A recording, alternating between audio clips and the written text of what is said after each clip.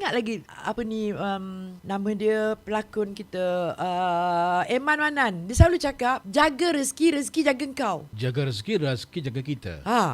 Betul lah. Kita dah dapat kerja tapi kita tak jaga. Adakah kita akan dapat lagi? Tak ada sabar nak ambil kita lagi lepas tu.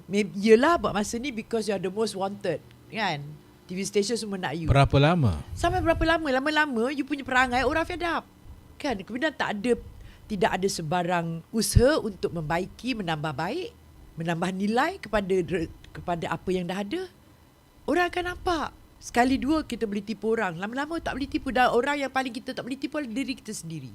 Kan? Susah sangat ke nak pergi kelas? Saya ada berapa orang pelakon, that's why ada orang naik. Dia pergi kelas. Ibu, I got new script.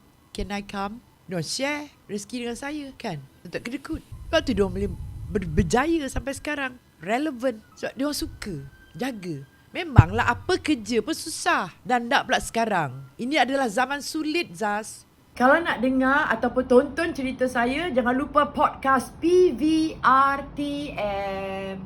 Ada-ada saja. Dia tengok kita. Jangan lupa subscribe, follow, like, comment and share.